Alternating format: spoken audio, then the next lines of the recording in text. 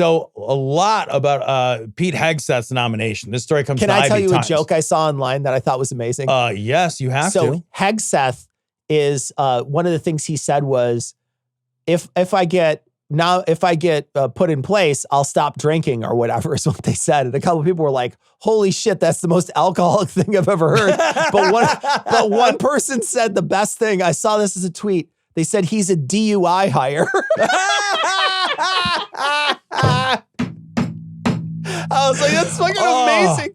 Oh my God, amazing. that's good. That dude had to eat a bunch of shit, but he's going to be our next secretary. Oh yeah.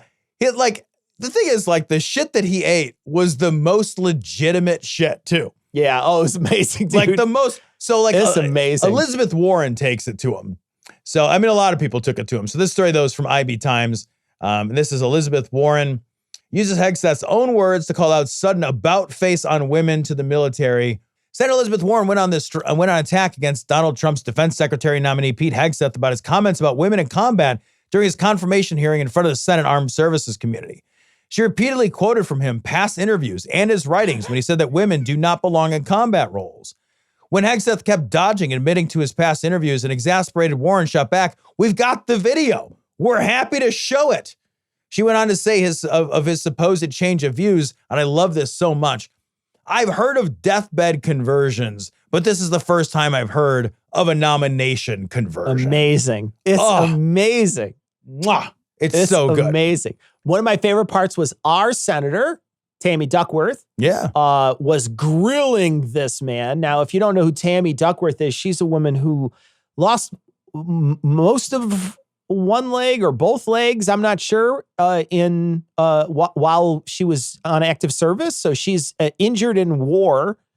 But she's a senator. She's fucking amazing. One of the things she gets him on there, and she asks him, she says, "So what are the ASEAN, tell me what the countries are in the ASEAN alliance, and tell me," and I'm misremembering exactly what it's called because I'm not on the stage to be the Department of Defense. You're not in the Senate Armed Services Committee either. And she says, and tell me what one of our agreements with them are, and he mentions nations that aren't actually in the Southeast Asia Association that she was asking about. And then she looks at him straight in the face. She's like, "You're not qualified.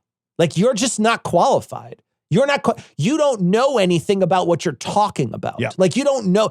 I'm asking you simple questions." It's like when that guy, the libertarian guy, got asked about Aleppo. He's like, "Where's that?" Yeah. Like, you're not qualified to be the president. You're not qualified to be the Secretary of Defense. These guys, dude, it's like this guy thinks he could just win it on just like charm. He just thinks he could just talk his way into this job. He didn't even know these things. You should walk in and you should be 100% on geography when you walk in. You should know every bit of geography when you walk into that meeting because you know they're going to grill you on it. Well, and like the Republicans, of course. So the Democrats were like, "Hey, you literally lack all the possible qualifications. You're a talking head from fucking Fox and Friends. You served in the National Guard for a minute, but like, that's it. That's it. None of this qualifies you to be the head. Like, none of this qualifies. One of the biggest departments in the United States. Yeah, supervising or overseeing billions of dollars. Trillions. It's like $1 trillion. They have like $1 trillion that they like oversee 1 million people or whatever. Like it's a crazy giant, one of the largest jobs.